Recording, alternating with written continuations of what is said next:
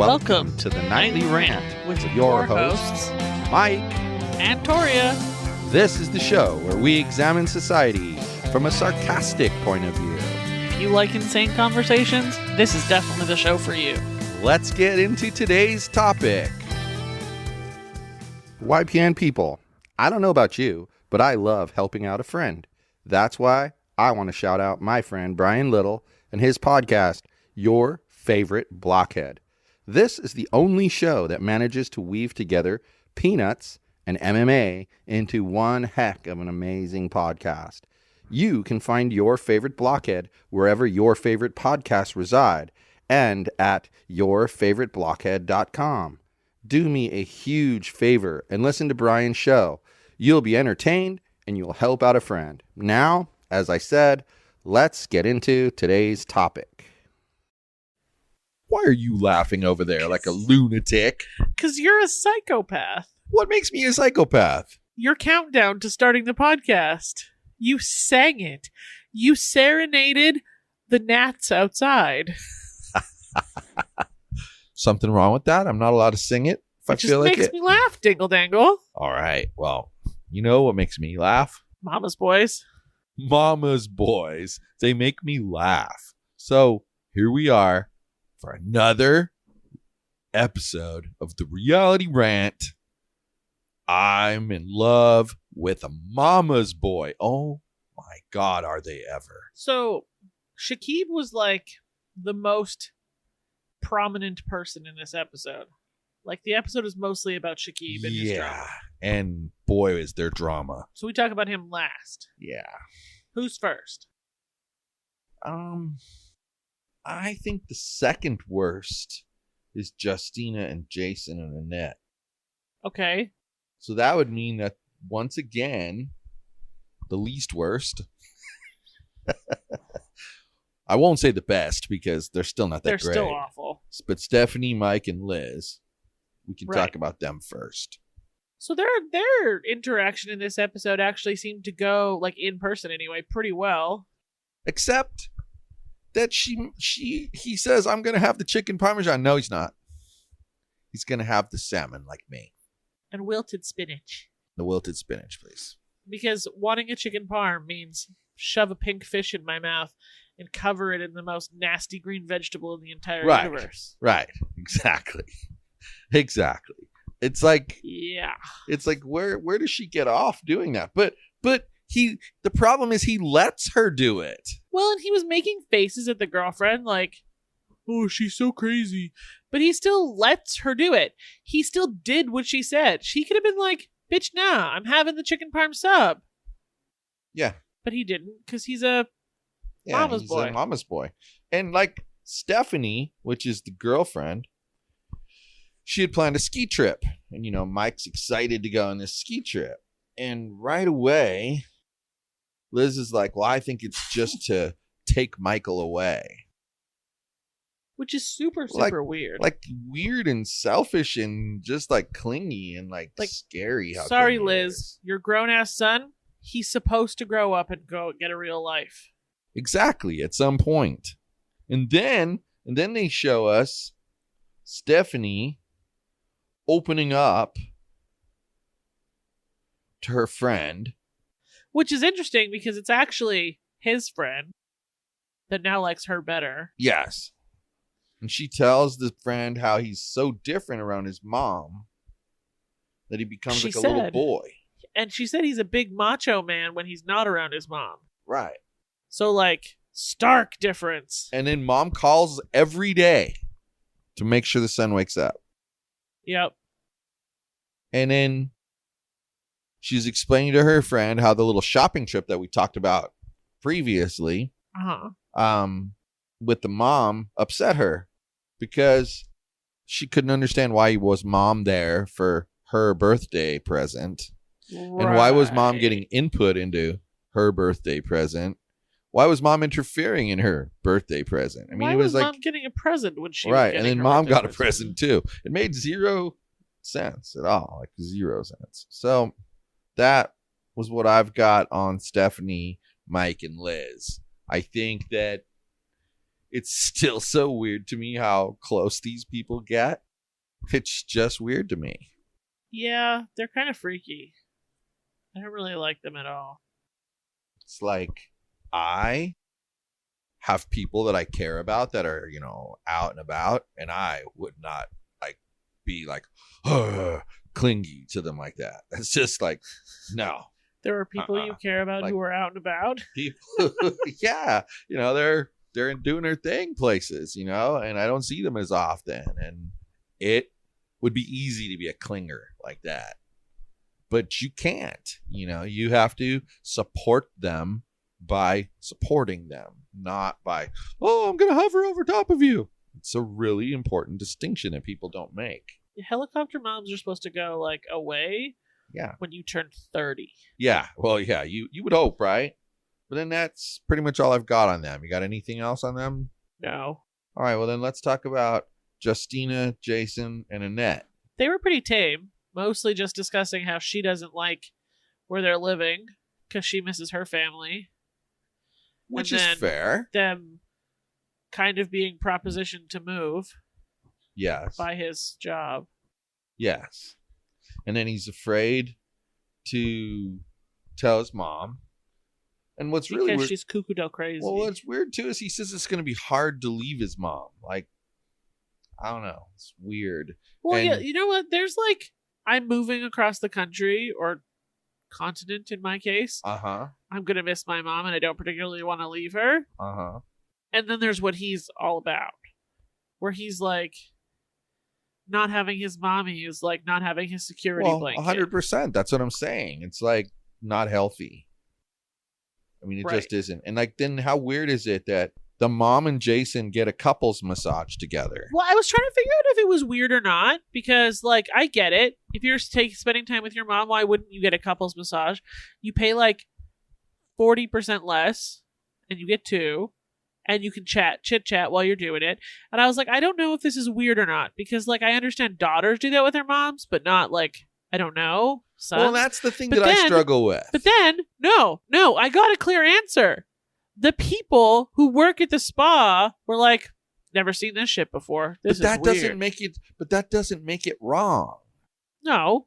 So that's what I'm trying to figure out. If it was weird. To me, it felt really strange. It just felt wrong to me. There's just something rapey about it that just bothered me. Okay, at first. Rapey? Then, yeah. But then I was like, but hold on a second. I wouldn't have a problem with the daughter and the mom or the daughter and the dad. So why do I have a problem with the mom and the son? Then I realized that's just me being weird about it. I came to the conclusion that it's weird, but there's nothing wrong with it. Well, exactly. And that's where I wound up, was that it's okay, it is weird that they're that close, but she's just his mom and he's still just her son. There's nothing, unforeseen, whatever I can't figure out how you say that, going on. There's nothing unseeming? Unseeming. There you go. It's not like they did it something, set them up or did it on purpose. It just is how it interacts. Whatever. Right. Just is. It's what it is. You would hope that it was more positive, but if it isn't, it isn't. The way that the mom reacted to him telling her that they might move by effectively saying, "No, I'm your mom. You're going to stay here with me and you can just quit your job." Yeah, that was, Am I giving an accurate summary of how that went down? Super guilt trip. That she keeps telling him how, you only live an hour away right now and I cry every time you go back home. And I know I'm going to see you the next day. And I cry the whole time. Well, come on now. You do not. You're a liar. And if she does, then maybe she needs a therapist. Well, yeah, and if she does, there's something wrong. That's not on him. He's being an adult and actually having a fairly close relationship with his mom. Right. I feel like if we, you're the only one with parents that are alive. If we were to live closer to your parents, which we're going to, slightly, they could visit us and we could visit them. Right. more often. And that's, you know, going to change like all sorts of dynamics. Right. But that's okay because, you know, you're being a normal daughter. You're going to want to spend so much time with your parents and so much time away from your parents. That's just how it is. Right. And it's tough sometimes for parents to realize that, you know what, you got to let that be. They have to set the pace now, not the other way around. You know, like adult children get to say to their parents, oh, here we go. This is how far I'm willing to go right now. These are my boundaries. You just adhere to those. Yeah. It's actually quite simple to maintain a relationship with your adult children. You know how you do that? Even if you disagree with them, you support what they are doing and saying. You know why? I'm sure these moms support everything their sons are doing and saying. Yeah, not really though. They don't. If they As did, long I as mean, it's what mommy wants. you know, well, they're very well, supportive. exactly. Well, it's the only time they support it. They support their own idea. I mean, so do we have anything else to talk about those people? No, now it's on to Dumb and Dumbest and Emily. Yeah, I don't know about these people. So we got Emily, Shekeb, and Leila. Yeah. I don't know, guys. These people. She's awful. Leila. Yes, she's really cringy. And apparently, like, you know, the last thing we saw of these two was, well, these three actually, was that they were at the dinner, Emily and Shekeb by themselves. And Shocker. Leila was not happy that No. they were out. She was pissed. So she called and said her knee was hurting her. And I remember them asking, like, is she going to the hospital or whatever? Because, you know, like, that's kind of logical. If my mom was going to the hospital, totes reasonable. I'd be like, hey, long-term girlfriend, mom's going to the hospital. We got to go. But it would You be would a bring we her. got to go. And if it was, hey, long-term girlfriend, mom's hurt, but she's not going to the hospital, well, we'd speed up the pace of dinner and finish it, and then we would go home. Right. Notice how it's At least both get times the leftovers we, wrapped but you up. notice how both times it's we are going to do whatever we do.